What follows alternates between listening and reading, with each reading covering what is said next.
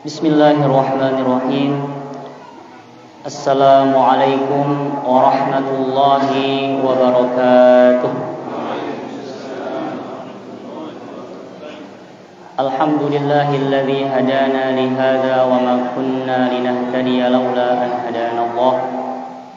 Allahumma shalli wa sallim wa barik ala sayyidina wa maulana Muhammad biqadri hubbika fihi wa zidna ya maulana hubban fihi wa farrij 'anna ya maulana bijahihi ma nahnu fihi. Ilahana la nas'aluka raddal qada walakin nas'aluka al-lutfa fihi. Subhanaka la ilma lana illa ma 'allamtana innaka antal alimul hakim.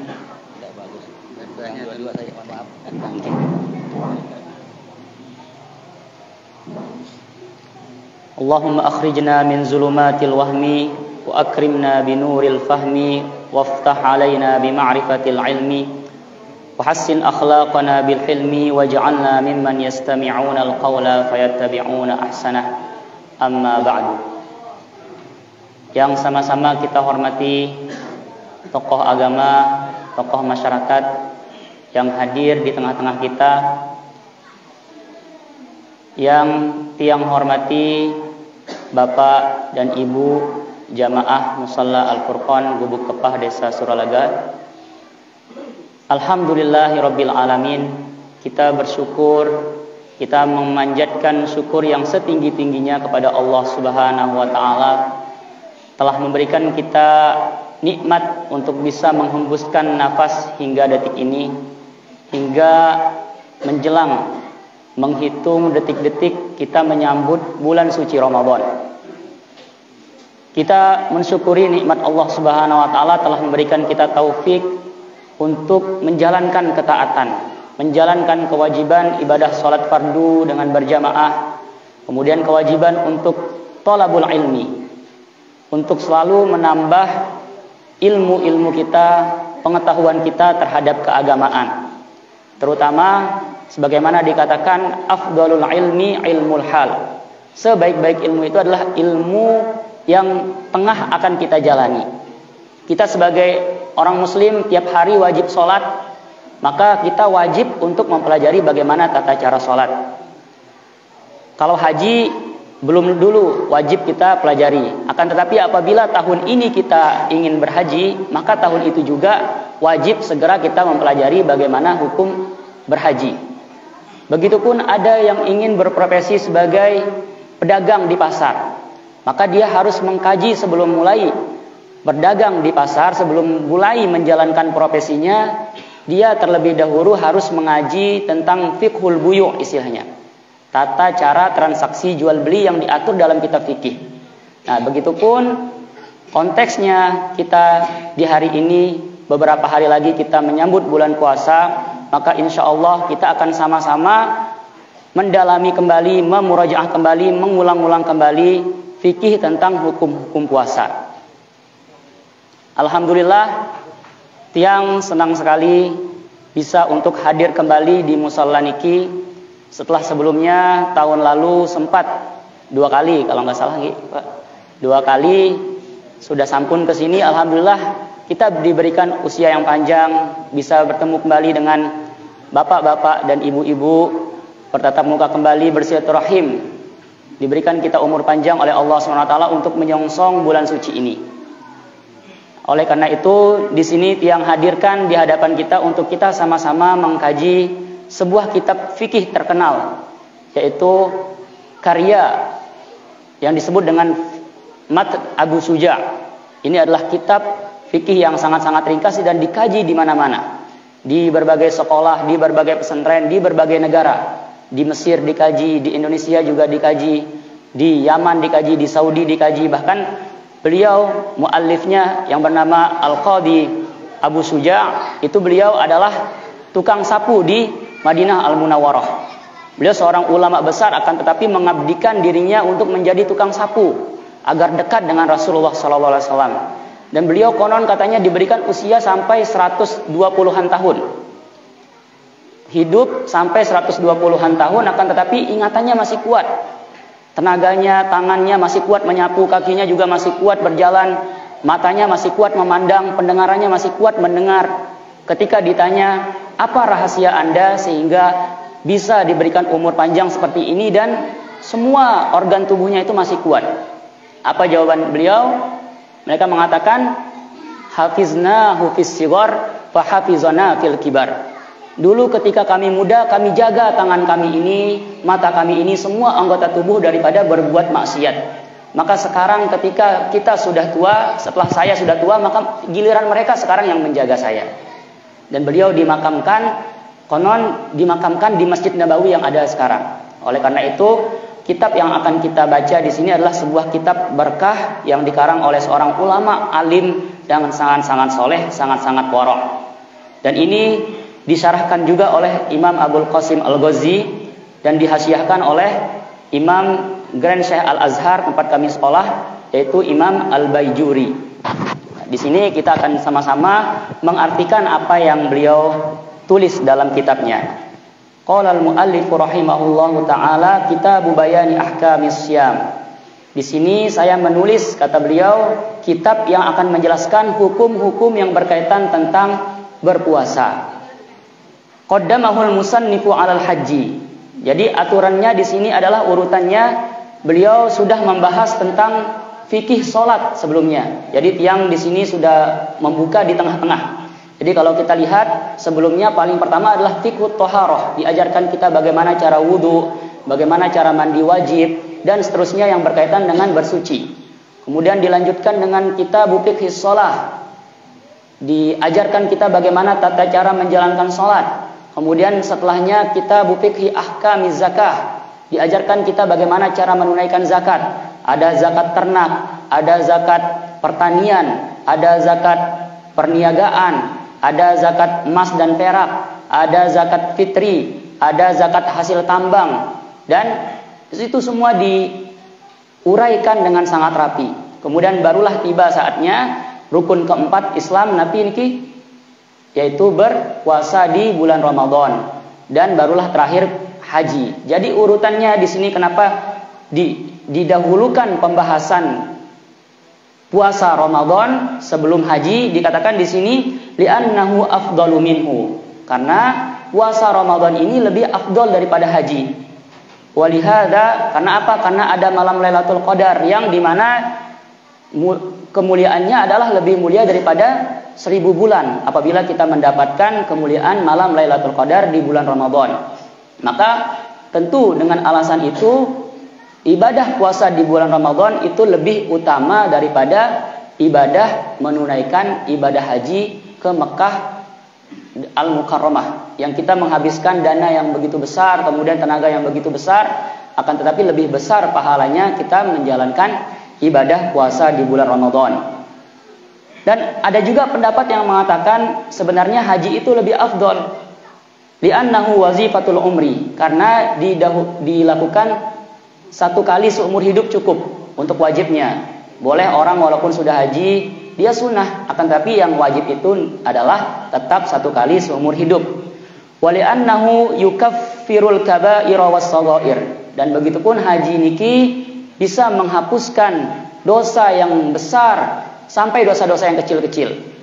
Jadi kadang-kadang ada ibadah yang apabila kita melakukannya itu hanya menghapuskan dosa-dosa yang kecil-kecil saja, akan tapi dosa-dosa besar itu belum diampunkan. Akan tetapi dengan kita berhaji itu ada sebuah hadis yang mengatakan kaman waladathu ummuh, ketika dia pulang berhaji maka dia itu seakan-akan baru dilahirkan oleh ibunya kembali. Jadi seperti bayi yang masih bersih, yang belum memiliki dosa apapun. Walahada, akan tetapi tetap juga walaupun haji itu lebih afdol daripada puasa, kalau mengikutkan pendapat kedua, tadi pendapat pertama mengatakan bahwa puasa itu lebih afdol daripada haji. Kalaupun kita mengikuti pendapat kedua yang mengatakan bahwa haji lebih afdol, akan tapi tetap harus lebih didahulukan pembahasan puasa Ramadan. Kenapa? Likathrati afradi man yajibu alaihi shaum binisbati lil haji. Karena alasannya adalah kalau puasa Ramadan itu semua orang wajib apabila dia sudah balik, apabila dia berakal, apabila dia Islam. Nanti kita akan lihat apa saja syarat-syarat wajib untuk berpuasa, maka dia wajib berpuasa. Sedangkan haji itu ada syarat tambahan, yaitu liman istata'a ilaihi sabila. Jadi tidak sembarangan orang yang bisa berhaji. Dia harus punya dana, harus dia dapat visa. Sekarang kadang-kadang orang sudah punya ONH-nya, ongkos naik haji, akan tetapi izin yang susah untuk didapatkan. Oleh karena itu, puasa ini lebih umum. Jangkauannya semua orang harus menjalankan puasa. Sedangkan haji, banyak orang-orang yang terhalangi atau belum wajib untuk menjalankan ibadah haji, maka tentu lebih perlu, kita lebih mendesak untuk mempelajari, lebih tertuntut untuk mempelajari fikih hukum-hukum berpuasa Ramadan. Itu lebih penting daripada mempelajari atau mengkaji fikih menunaikan ibadah haji.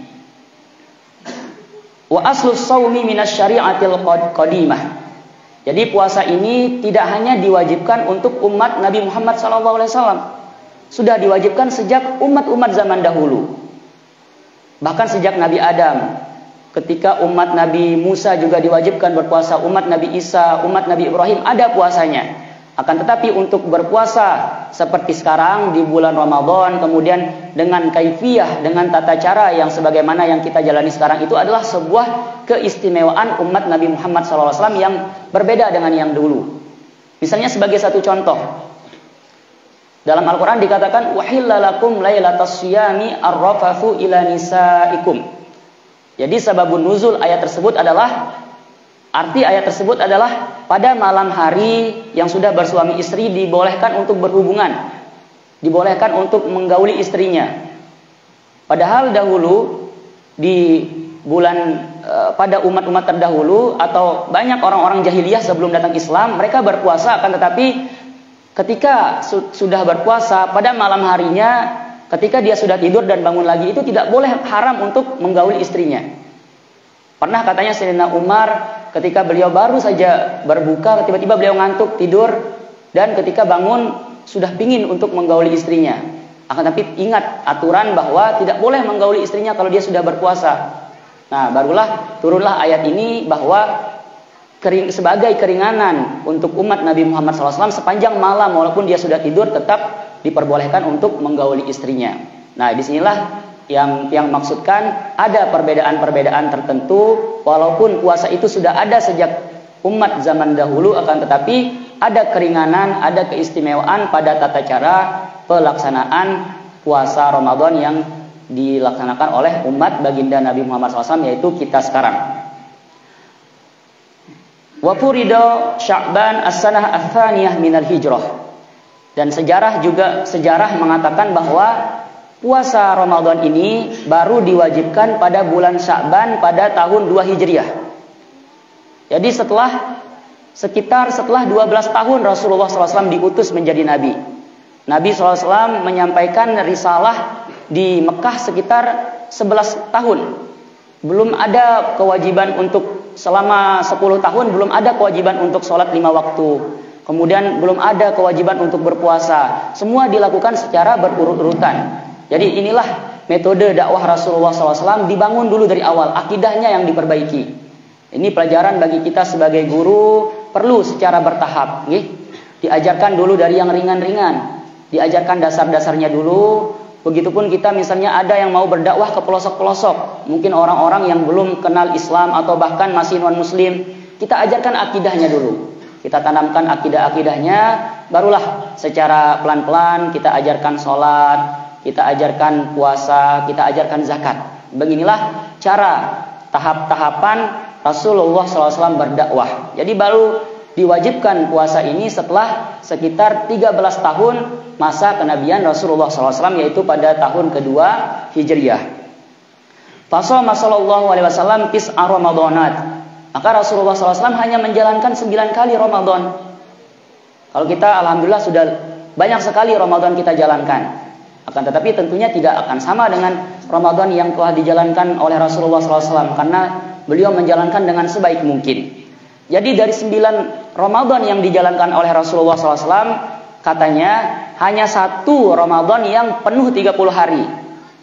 Sedangkan sisanya, kalau 1 dari 9 berapa sisanya Niki? 8. 8 Ramadan, 8 tahun Rasulullah SAW berpuasa Ramadan itu hanya 29 hari. Jadi beliau pernah mengatakan asyahru hakadha pakai 10 jari, wa hakadha. Berapa niki? 29. Au hakadha wa hakadha atau 30. Jadi bulan Qamariyah itu imma 30 hari atau imma 29 hari. Dan Rasulullah SAW kebetulan setiap beliau berpuasa itu kebanyakan menjumpai Ramadan itu hanya 29 hari. Sering kadang-kadang kita dengar orang tua kita mengatakan, oh besok sudah Idul Fitri ya, padahal baru 29 puasa kita, kurang dong puasa kita, kurang pahala kita. Jadi di sini dikatakan bahwa wala'allal hikmata min dzalika tatmin nufus man yasumuhu naqisan min ummatihi. Ini hikmah daripada Rasulullah SAW, puasa hanya sekali penuh 30 hari dan sisanya 8 kali Ramadan itu 29 hari adalah untuk menenangkan hati umatnya. Jadi jangan sampai merasa bersalah gitu. Jangan sampai merasa risih, saya puasa terus kok sepanjang umur hidup saya cuma 29 terus, gak pernah 30 hari, kurang pahala saya. Jadi tidak, semua artinya selama itu namanya adalah satu Ramadan berarti penuh pahalanya. Gitu. Jadi tidak perlu risih, tidak perlu merasa kurang. Kemudian wal aslu fihi qabla al-ijma' qauluhu ta'ala. Jadi puasa hukumnya niki apa? Wajib, nggih. Wajib yang disebut dengan ada hal-hal wajib yang maklum minad din bid darurah. Nabi artinya wajib maklum minad din bid darurah itu diakui dan tidak boleh diingkari. Ada wajib kadang-kadang masih diperselisihkan oleh ulama. Ada ulama yang mengatakan ini wajib, ada ulama yang mengatakan ini sunnah. Berarti nggak apa-apa, nggak dikafirkan apabila ada orang yang berbeda pendapat di situ. Selama itu amrun mukhtalaf fihi. Jadi kita sering kadang-kadang di masyarakat hal-hal yang masih menjadi perbedaan pendapat, menjadi polemik. Kemudian orang ada mengambil satu pendapat dikafirkan. Jadi tidak, itu salah. Selama permasalahan memiliki perbedaan pendapat, la yungkaru fima ikhtulifa fihi. Jadi tidak diingkari apabila ada orang yang menyelisihi pendapat yang pada hal-hal yang permasalahan-permasalahan yang diperselisihkan. Wa innama yungkaru fima tafaqa alaihi, fima tufiqa alaihi. Jadi baru diingkari, baru dikafirkan atau baru ditegur apabila ada orang yang menyelisihi sesuatu pendapat yang sudah matang, yang sudah jelas-jelas kewajibannya.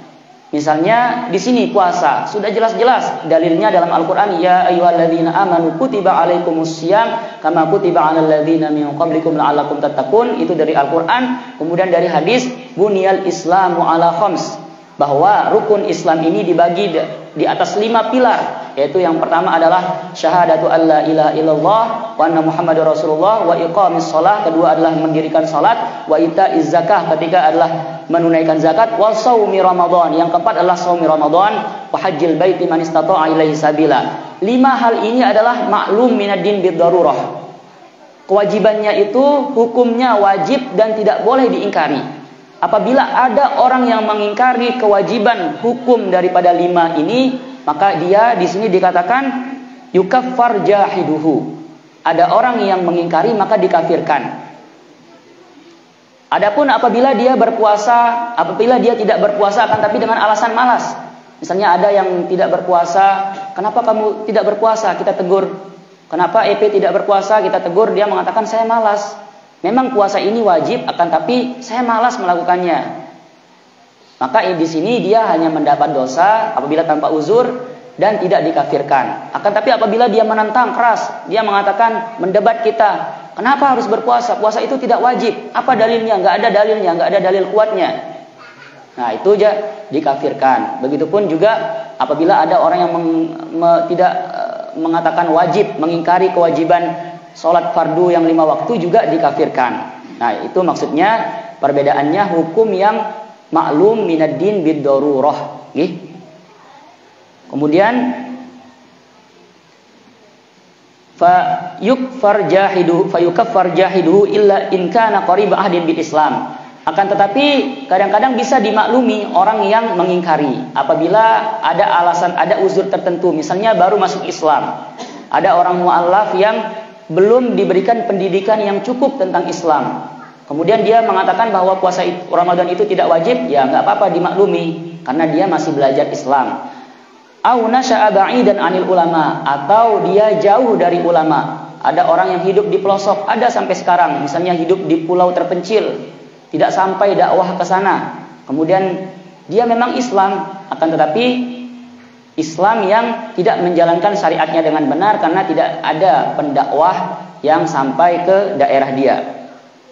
Wa man tarakahu ghairu jahidin li wujubihi min ghairi udhrin hubisa wa muni'a minat ta'am. Nah, akan tetapi apabila seperti kita katakan tadi ada yang tidak berpuasa, maka sehendaknya dia itu berpuasa itu secara rahasia, tidak berpuasa itu secara rahasia, menyembunyikan dirinya.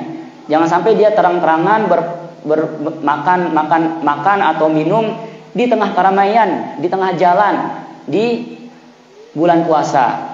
Nah, di sini karena puasa Ramadan ini adalah syiar yang harus kita hormati, syiar Allah Subhanahu wa taala. Wa may yu'azzim sya'airallah fa innaha min taqwal qulub. Jadi syiar-syiar Allah itu harus kita agungkan, harus kita hormati, dan termasuk bulan Ramadan harus dihormati. Kalaupun ada uzur, kalaupun misalnya yang ibu-ibu terkena lampu merah, atau ada yang sakit, atau ada yang musafir, dia tidak berpuasa, jauh, kalau misalnya mau makan, mau minum, dia ada rukhsah, ada keringanan untuk tidak berpuasa, akan tetapi harus berusaha ketika dia akan makan atau minum jauh dari pandangan orang lain. Jadi harus orang yang tidak berpuasa yang menghormati orang berpuasa, bukan kebalikannya. Kemarin katanya orang berpuasa harus menghormati orang yang tidak berpuasa. Nah, jadi itu jangan dibalik-balik. Liyahsulalahu suratus shaum wa rubbama hamalahu ala dzalika an yanwiyahu fayahsulalahu. Jadi sekarang penilaian masyarakat ini perlu tetap kita tegakkan, perlu kita tegas terhadap sesama muslim kita. Jadi dengan apabila ada norma-norma sosial seperti itu, ada yang tidak berpuasa kemudian kita kucilkan, itu secara tidak langsung menjadi pendidikan buat dia. Dia akan menjadi sadar, saya tidak berpuasa maka saya tidak disapa oleh orang-orang di kampung saya. Saya akan dibicarakan oleh orang-orang di kampung saya, maka saya akan berusaha untuk berpuasa. Nah, disinilah manfaat daripada norma-norma sosial yang kita tanamkan. Wa yajibu shaumu Ramadan ala sabilil umum ay umumin nas bi istikmali Sya'ban 30 yauman aw thubuti ru'yatil hilal. Nah, jadi bagaimana cara kita menentukan puasa? Ada dua caranya. Yang pertama adalah dengan ru'yatul hilal, dengan melihat hilal Ramadan. Kalau dahulu atau sekarang, zaman dahulu banyak orang-orang yang mengerti bagaimana peredaran bulan. Kemudian juga dahulu itu orang-orang di sini hidup pada padang pasir. Jadi hawanya itu masih bersih. Masih jarang polusi-polusi karena ada asap. Jadi penglihatan mereka ke langit itu jernih. Jadi mereka bisa melihat hilal. Adapun sekarang kita hidup di perkotaan apalagi, kemudian sudah padat masyarakat, kemudian banyak polusi-polusi, itu susah untuk bisa melihat hilal. Jadi melihat hilal itu harus, yang dulu sudah ikut dalam pelatihan falak, jadi kalau kita mau melihat hilal itu harus diajak ke padang pasir. Kemudian nanti belum lagi harus pakai alat tersendiri. Kalau sekarang orang-orang kalau misalnya difasilitasi oleh negara akan melihat pakai teropong. Nah, jadi orang-orang tertentulah yang memiliki kewenangan untuk hal tersebut. Jadi yang pertama adalah kita mazhab Syafi'i tetap harus menggunakan cara metode itsbat dengan ru'yatul hilal, dengan apabila menetapkan masuknya bulan Ramadan apabila kita melihat hilal bulan sabit, pergantian bulan. Atau kalau terjadi goim, apabila terjadi mendung, apabila terjadi polusi, maka solusinya adalah istikmalu Sya'ban 30 yauman. Maka kita menyempurnakan Sya'ban selama 30 hari. Nah, di sini kalau mazhab Imam Syafi'i memang ada metode orang-orang sekarang munajim, orang-orang yang pandai untuk menghitung misalnya bulan ini ada juga sebuah kelompok golongan yang mengamalkan itu, akan tapi dalam mazhab Syafi'i tetap mengutamakan penglihatan hilal. Apabila tidak, maka langsung saja mengistikmal atau menyempurnakan 30 hari bulan Ramadan.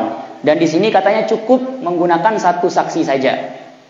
Dalam hal penglihatan ini, misalnya ada satu saja saksi yang melihat bulan hilal, maka kemudian disampaikan kepada hakim atau pemerintah, maka pemerintah cukup mempercayai satu saksi tersebut.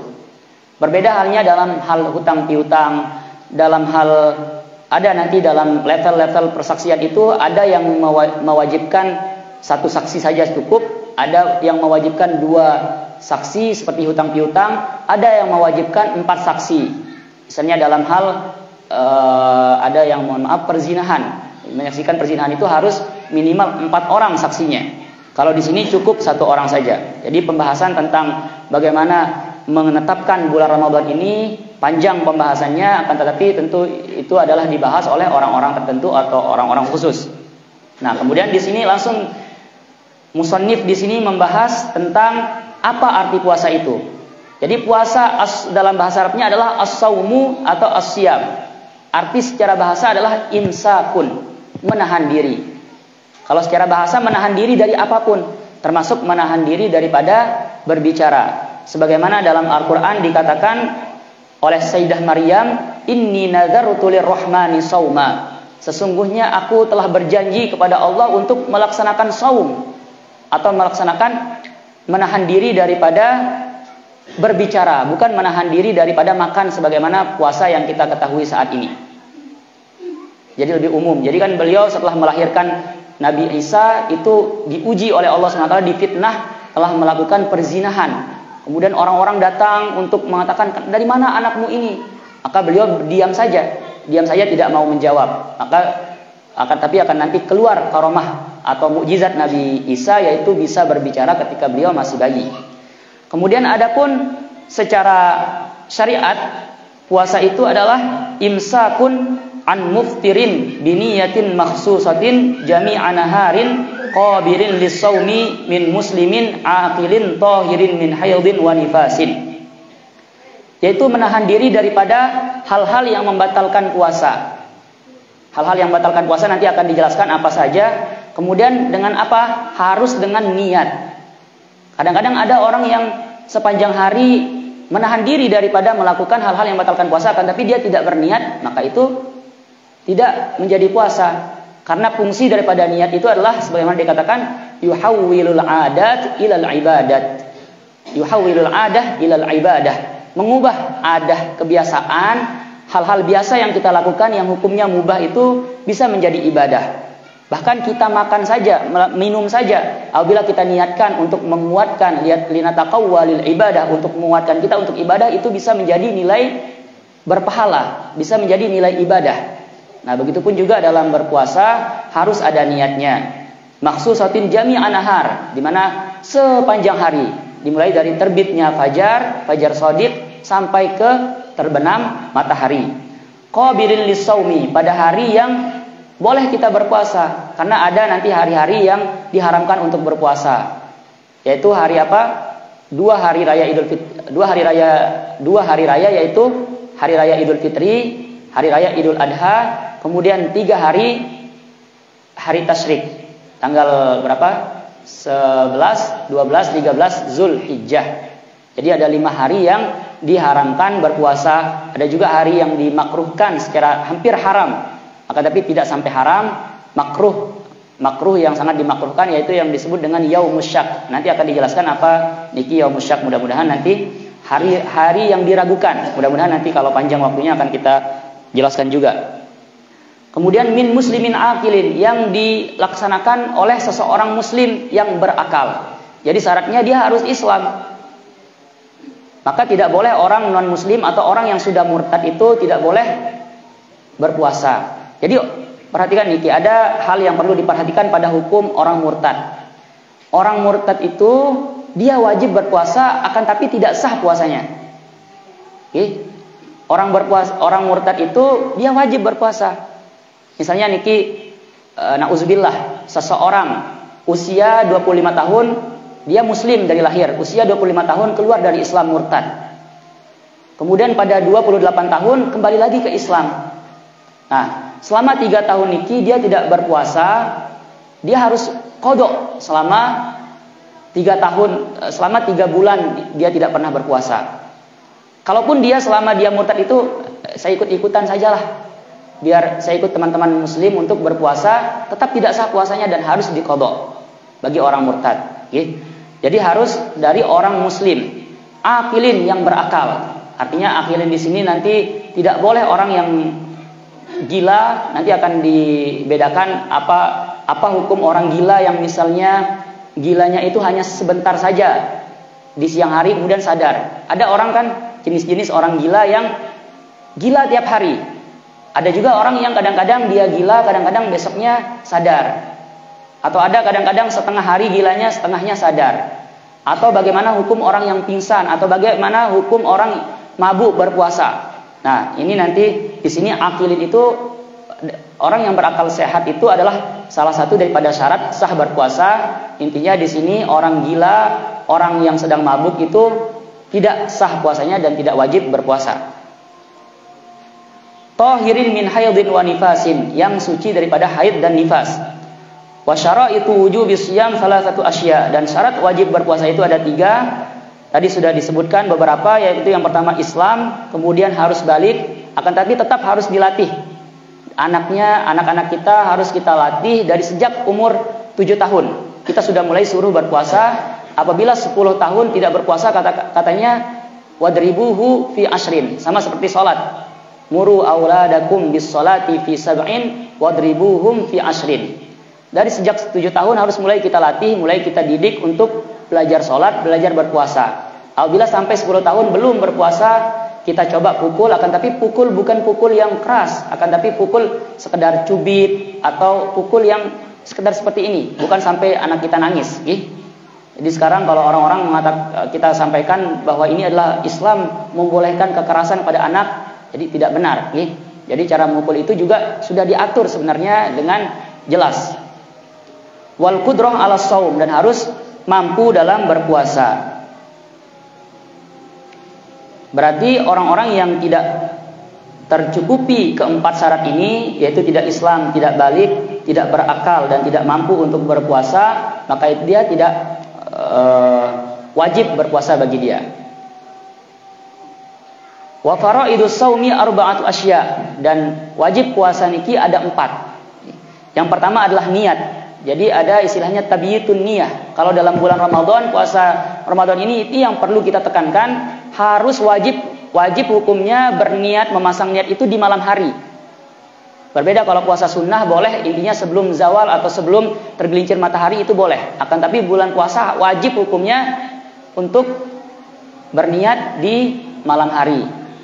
Jadi kalau sampai lupa niat di malam hari, oke, dia menjalankan puasa, akan tapi nanti diqadha satunya.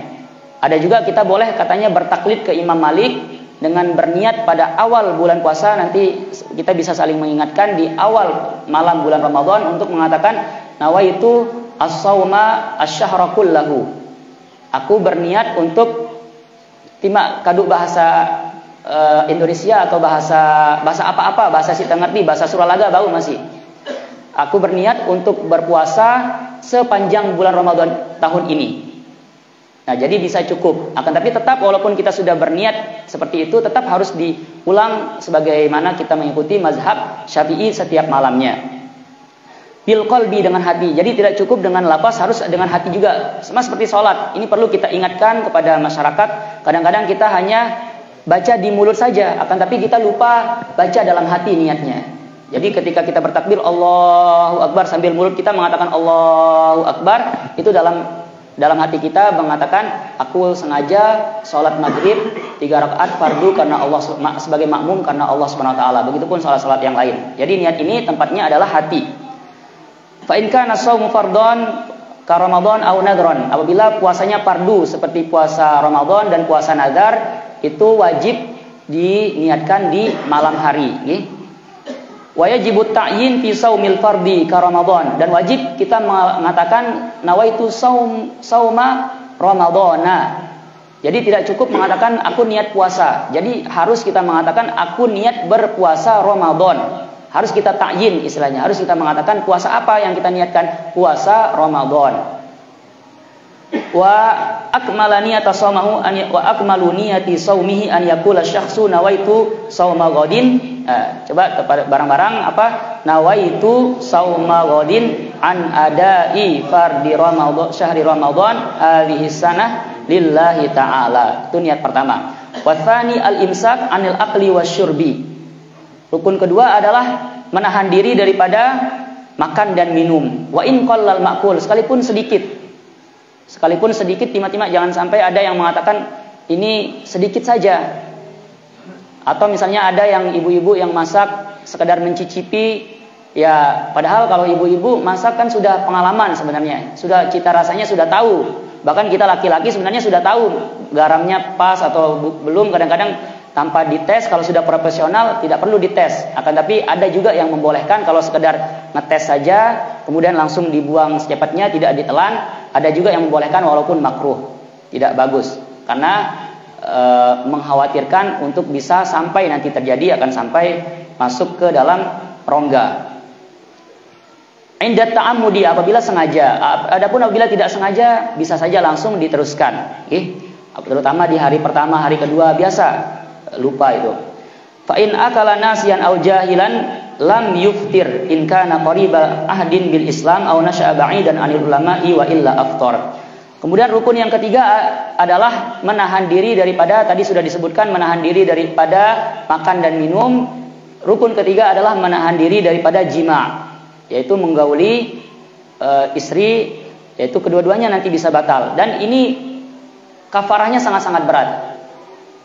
Yaitu apabila di bulan Ramadan. Jadi bulan Ramadan di sini nanti akan ada penjelasannya. Kalau seandainya tidak tahan, dia nanti bisa untuk makan dulu. Silakan batalkan puasanya pakai hal-hal yang lain dulu, kemudian melakukan itu. Adapun apabila membatalkannya dengan itu sudah mendapatkan dosa besar karena merusak kehormatan Ramadan, siang hari Ramadan, dan juga akan terkena kafarah. Di mana kafarahnya sangat berat, yaitu harus memerdekakan budak perempuan mukmin yang kuat, yang sehat. Jadi kalau paling berat, jadi ada beberapa hukum dalam Islam, hukumannya itu adalah memerdekakan budak. Akan tapi ada juga yang intinya memerdekakan budak, tidak harus mukmin atau tidak harus dia sehat. Sedangkan kalau karena beratnya pelanggaran ini, dia harus memerdekakan budak yang sudah mukmin, harus sehat, harus kuat lagi. Kemudian apabila tidak mampu, dan apalagi sekarang sudah tidak ada sistem perbudakan, maka dia berpuasa berapa bulan? 2 bulan berturut-turut. Nah, berat, Malik. Berpuasa bukan pada bulan Ramadan itu berat. Kalau bulan Ramadan bareng-bareng terpuasa, batur-batur terpuasa. Lagu lamun din bulan Ramadan tidak berpuasa, kita sendirian yang berpuasa, maka berat 60 hari berturut-turut. Apabila tidak mampu, maka memberikan makan kepada 60 orang miskin. Setiap satu orang miskin itu 1 mud atau 1 gram. 600 gram kali 60 berapa? Kan lumayan berat. Apabila tidak mampu lagi, dia tunggu sampai kapan dia mampu. Itu harus ditahan, jaga-jaga jangan sampai jatuh kepada dosa tersebut.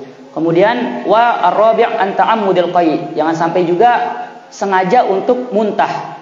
Jadi sengaja muntah ini adalah salah satu yang membatalkan puasa. Adapun apabila dia sakit kemudian muntah tanpa disengaja, maka tidak apa-apa. Walladzi yuftiru bihi shaim 10 asya. Dan yang membatalkan puasa itu ada 10. Wahiduha wa tsaniha, yang pertama dan kedua adalah apabila sampai sesuatu itu kepada al-jauf, kepada rongga kita. Sebagaimana kita katakan tadi, apabila masih dicicip-cicipi saja di lidah itu belum sampai membatalkan. Akan tapi kalau sudah sampai ditelan itu membatalkan. Ada jauf yang misalnya hidung atau mulut. Nah, ada yang munfatih, ada yang ghairu munfatih. Misalnya ada kita ini tertutup, kemudian luka, kemudian kita masukkan sesuatu di situ juga bisa membatalkan puasa. Kemudian wasalit al-fuknah, dan juga suntikan fi ahadis sabilain apabila dilakukan pada kubul dan dubur. Adapun apabila suntikan, misalnya ada yang mau vaksin pada bulan Ramadan, sebenarnya kalau menurut kitab ini itu tidak batal puasanya. Akan tapi sebaiknya sebisa mungkin ya kalau misalnya ada yang sakit, suntiknya pada malam hari Akan tapi sebenarnya kalau kita mengikuti pendapat ini itu tidak batal yaitu suntikan. Kemudian yang keempat al-qai'u amdan, yaitu muntah secara sengaja sebagaimana sudah lewat tadi. Kemudian yang kelima adalah al-wat'u amdan fil faraj, yaitu menggauli amdan fil faraj. Nah, jadi akan ada sebenarnya perincian yang besar nanti ya, perincian yang besar mana dobit atau ketentuan sehingga menggauli istri itu benar-benar membatalkan puasa. Apakah apabila khosyafahnya itu belum masuk, apakah membatalkan atau tidak, itu nanti perinciannya lumayan panjang. Kemudian wasadis yang keenam, khurujul mani an mubasyarah, yaitu keluarnya mani karena disengaja. Misalnya karena melihat aurat atau disuruh karena dipegang. Nah, itu apabila keluar mani karena disengaja itu membatalkan puasa juga. Adapun apabila tidur siang kemudian mimpi basah, itu tidak disengaja maka tidak membatalkan puasa. Wasabi' yang ke-8 sampai ke-10 yaitu haid, nifas, kemudian junub dan murtad, nauzubillah. Jadi apabila ada ibu-ibu yang tiba-tiba di tengah puasa haid, maka terpaksa dibatalkan puasanya, batal puasanya, akan tapi disunahkan untuk tetap melanjutkan tidak makan sampai akhir, untuk sebagaimana kita katakan tadi, untuk menghormati bulan puasa. Coba terakhir niki, yang disunahkan dalam berpuasa niki ada 3. Yang pertama adalah ta'jilul fitri, yaitu menyegerakan untuk berbuka. Jadi jangan mengatakan saya masih kuat, nanti saya berbuka sampai malam hari setelah isya. Nah, ini sunnah gitu. Itu bukan tentang semakin lama kita berbuka semakin besar pahalanya, nggak ada aturan seperti itu. Justru ketika selama kita yakin bahwa sudah terbenam matahari, itulah waktu afdol untuk segera berbuka. La yazalu ummati fi khair, kata Rasulullah SAW, senantiasa umatku pada kebaikan ma'ajjalul fitra, selama mereka menyegerakan berpuasa. Kemudian wathani ta'khirus suhur, sebaliknya makan sahur itu diakhir-akhirkan. Menjelang-jelang ya 15 menit kalau kita menjalankan imsak untuk agar kita bersiap-siap ya 15 menit sebelum waktu fajar atau waktu subuh. Malam yaqa' fi syakkin fala yu'akhkhar. Wasalith tarkul hajri. Nah, ini yang penting. Yang ketiga adalah sunnah puasa adalah meninggalkan perkataan-perkataan kotor, apapun jenisnya, ghibah, menggunjing, namimah, memprovokasi, kemudian la rafatha wala tidak ada kata-kata saling sumpah, ya. Di sini dikatakan fa yasunu as-shaim lisanahu, maka seorang berpuasa itu hendaknya menjaga lidahnya anil kadzib, dari berbohong, wal ghibah dan ghibah, wa nahwi dzalik kasyatmi, seperti mencaci maki orang, sumpah senak dengan diganggu bulan puasa. Wa in syatamahu ahadun, adapun apabila ada yang menghina kita, yang menyumpah kita, maka bagaimana respon kita? Falyaqul marrataini aw thalathan inni shaim. Jangan dilawan. Katakan kepada dia, saya sedang berpuasa, agar nanti dia sadar bahwa kita ini sedang berpuasa. Bukan waktunya puasa itu, bukan waktunya atau kapanpun sepanjang waktu, bukan waktunya kita berkonflik, bukan waktunya kita bersual, terutama di bulan puasa, nggih. Kama qalahu imma, kita mengatakan saya berpuasa baik di lidah ataupun di hati. Nah, mudah-mudahan masih ada sebenarnya pembahasan niki, akan tapi mudah-mudahan dengan cukup pengantar niki sebagai pengingat kita atau semakin untuk menambahkan kerinduan kita kepada puasa, dan kita sebagai manusia bisa jadi lupa walaupun kita tetap tiap tahun melaksanakan, akan tapi ada saja rukun-rukun yang kadang-kadang hilang daripada ingatan kita. Maka oleh karena itu kita saling mengingatkan dengan mengkaji kembali hukum-hukum ini. Nanti bapak-bapak, ibu-ibu di rumah sekarang mudah ceramah-ceramah mudah didengarkan, kemudian bacaan-bacaan juga diingat-ingat kembali apa permasalahan-permasalahan yang sering terjadi. Misalnya ada yang misalnya pekerja berat, bagaimana nanti kalau pekerja berat hukumnya ketika berpuasa tidak lemah, bagaimana kemudian bagi yang sakit, bagi yang harus begini, bagi yang harus begini, apakah batal puasanya. Kemudian juga kita punya ustadz banyak sekarang punya tuan guru bisa ditanyakan. Fas'alu ahla dzikri in kuntum la ta'lamun. Nah, jadi pertemuan niki hanya sekedar pengantar saja untuk menyadarkan kita bahwa kita sebagai manusia harus tetap terus-menerus untuk menambah ilmu kita, untuk mengingat hukum-hukum Allah Subhanahu wa taala. Sekian nih, masih lagi 10 menit. Yang tadi ada yang mau dijelaskan yang kaitannya dengan tadi boleh berniat puasa 1 bulan, puasa utuh 1 bulan, lalu harus lagi berniat setiap malam. Apa sekarang kelebihan dari sudah berniat puasa 1 bulan tadi, pengaruhnya dengan kalau umpama kita lupa berniat di setiap malam nanti? Ya, apa pengaruh yang niat 1 bulan yang tadi? Bila ada satu saat lupa juga niat yang tiap malam. Okay. Pertanyaan niki dari Bapak, kita kan ada pendapat yang mengatakan bahwa boleh untuk berniat di awal Ramadan, malam pertama bulan puasa untuk sebulan penuh. Terus kenapa kita harus niat lagi? Nah, di sini kita sebagai umat Islam tahu bahwa ada perbedaan-perbedaan pendapat pada ulama-ulama kita, imam-imam kita. Kita tahu ada 4 mazhab yang sampai sekarang tetap dipegang di mana-mana. Yaitu ada mazhab Hanafi, ada mazhab Maliki, ada mazhab Syafi'i, ada mazhab Hanbali. Nah, kadang-kadang ada berbeda-beda pendapat di situ. Kita harus katanya memilih salah satu daripada 4 niki. Kemudian apabila kita sudah memilih salah satu mazhab, kita harus komitmen sebenarnya. Tidak boleh berpindah-pindah ke mazhab yang lain. Sebagai contoh misalnya, sebagai contoh saja, masih 10 menit.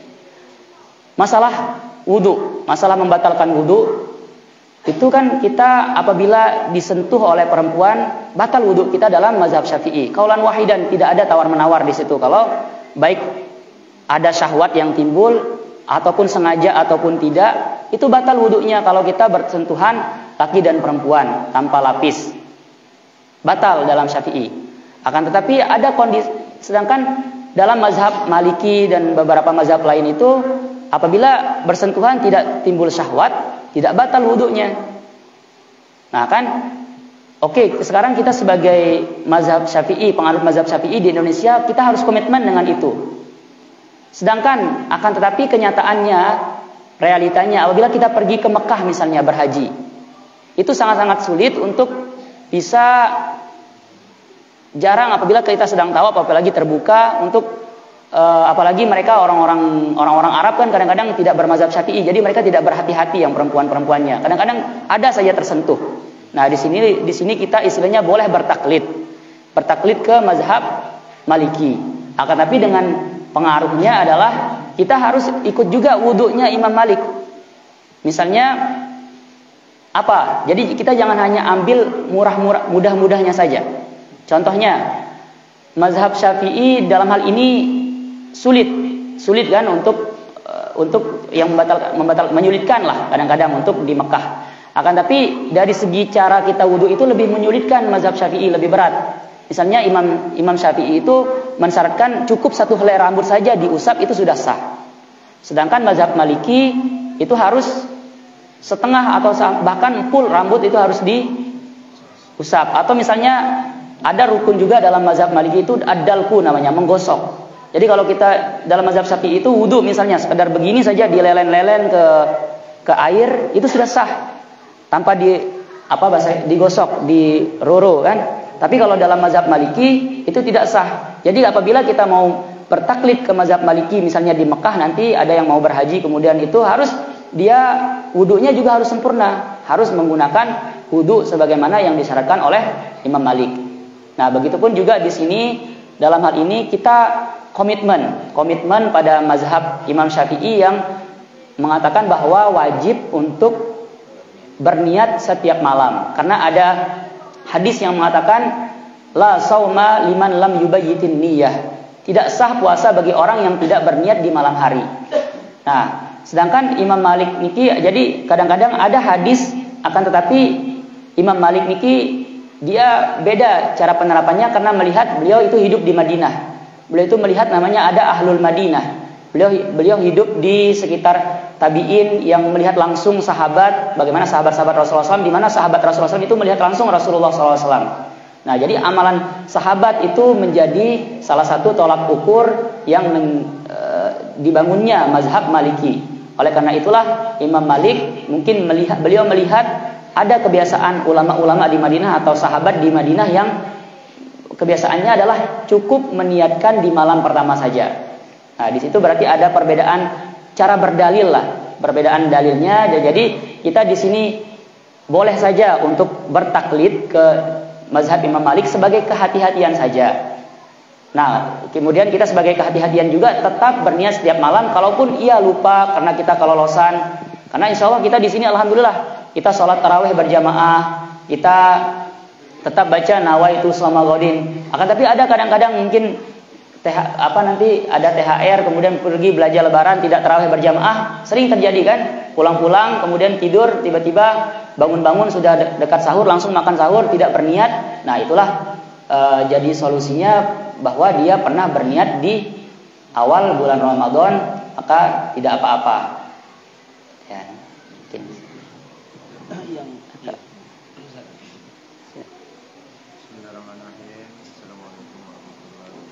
Waalaikumsalam. Tadi sudah dibahas mengenai masalah yang membatalkan puasa, salah satunya itu keluarnya mani.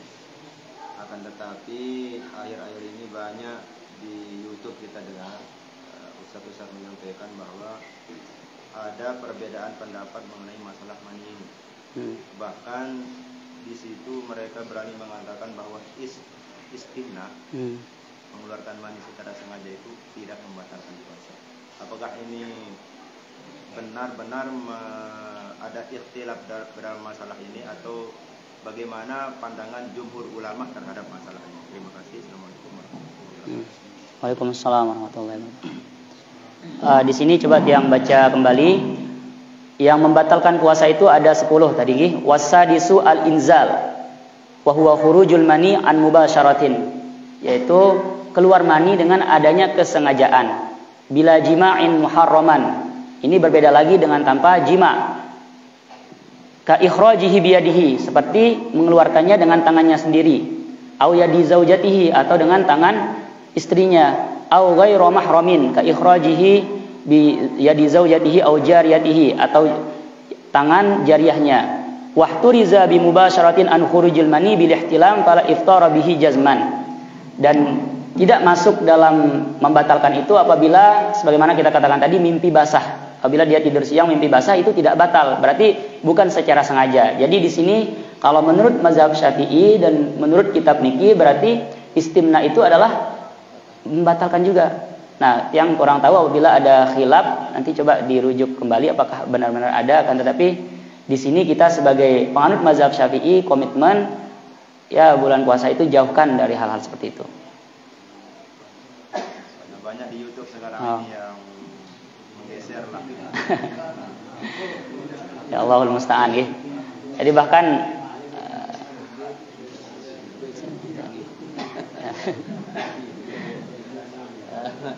sedikit strategi tadi fajar. Ini mungkin agak sedikit masalah fajar ya. Jadi kaitan dengan ta'khirus sahur tadi kan, mengakhirkan sahur itu apa akhirnya ini adalah di dalam lingkaran imsak ataukah umpama ya imsak sudah lewat, tarahim ini kan belum waktu ya, belum fajar ya, itulah soal yang belum. Fajar ini yang mana sebenarnya, apakah begitu imsak sudah fajar ataukah setelah imsak masih ada fajar? Jadi sebenarnya fajar itu yang kita harus mulai menahan diri untuk berpuasa. Tapi adapun tradisi kita ada istilahnya imsak. Adapun sebenarnya katanya di Arab bahkan di Mesir sendiri ya tidak ada, kita sendiri yang melihat jam. Adapun yang mengatakan ada yang mengumumkan di masjid, takmir masjid waktu imsak sudah tiba, itu sudah nggak ada. Kemudian tarhim juga ada ibtihal biasanya di sana. Kita sudah biasa hadir di masjid sebelum 10 menit, kemudian nanti kita diperdengarkan ibtihal qori-qori yang bagus suaranya. Nah, jadi imsak niki sebenarnya ada juga kadang-kadang ustadz di YouTube yang mengatakan bahwa imsak ini tidak ada dasarnya. Tidak ada dasarnya, kemudian mengatakan bahwa sebenarnya kita menahan itu ya di fajar. Akan tetapi ada juga hadisnya, nanti silakan dicek, itu mengatakan bahwa sahabat Rasulullah SAW mengatakan bahwa mereka melakukan sahur dengan Rasulullah SAW, kemudian selesai dan mereka itu bisa membaca sekitar 50 ayat katanya.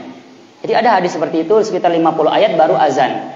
Nah, di sini intinya syahidnya adalah ada perlu sekitar semacam persiapan agar ihtiyaton. Bisa jadi nanti kelolosan tiba-tiba masih belum selesai makannya, belum kumur-kumur, belum minum, kemudian sudah azan. Sedangkan kalau ada imsak kan kadang-kadang kita lupa sikat gigi, masih ada waktu untuk sikat gigi, atau masih ada waktu santai-santai lah, terus kita kuat pergi ke masjid. Jadi tapi secara hukumnya imsak, kalau misalnya ada yang bangun sudah terakhir, masih bisa. Ada masih waktu sekitar berapa menit nih, sampai 5 menit, 6 menit lah. Sebenarnya masih bisa. Tetap kalau secara kebenarannya memang tetap bahwa menahan yang wajib itu adalah dari sejak azan subuh atau fajar. Akan tapi kan kita tidak menjamin bahwa fajar subuh itu kadang-kadang marbot, kadang-kadang kecepatan, kadang-kadang ketelatan juga. Nah, itulah antisipasi istilahnya.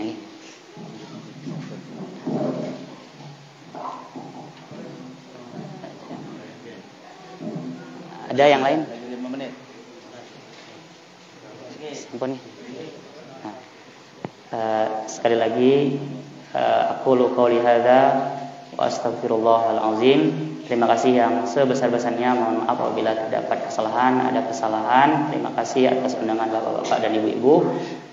Semoga kita bisa menyambut bulan Ramadan ini dalam keadaan sehat walafiat, dan kita bisa menunaikan bulan Ramadan ini dengan maksimal, menjalankan ibadah baik puasa, kemudian qiyamul lail di malam harinya, dan juga menjauhi larangan-larangan, kemudian pantangan-pantangan yang sudah bisa membatalkan atau memakruhkan puasa kita. Amin amin ya rabbal alamin. Mari kita tutup dengan sama-sama baca doa pusaka. Rabbana anfa'na bima 'allamtana, Rabbi 'allimna alladhi yanfa'una, Rabbi faqihna wa faqih ahlana wa qarabatil lana fi dinina ma'a ahlil qudri unsa wa dzakar. Rabbi waffiqna wa waffiqhum lima tartadi qawlan wa fi'lan karama, warzuqil kulla halalan daiman wa akhilla atqiya ulama, nahdha bil khairi wa nukfa kulla syarr. Rabbana aslih lana kulla syu'un wa akhir birridha minkal uyun, wahdi anna rabbana kullad duyun qabla an ta'tiyana rusulun nanun, waghfir istur anta akraman satar. Rabbana ya dzal jalali wal minan, unsuran li wa ana dhatil waqan, wahfadhanna daiman minal fitan, wahdiyar rijalaha ala sunan, wansuranhum fil ashaya wal bukar. Dzal jalali wal minan, unsuran li wa anahdatil waqan, wahfadhanna daiman minal fitan, wahdiyar rijalaha ala sunan, wansuranhum fil ashaya wal bukar. Rabbana ya dzal jalali wal minan, unsuran li wa anahdatil waqan, wahfadhanna daiman minal fitan, wahdiyar rijalaha ala sunan, wansuranhum fil ashaya wal bukar.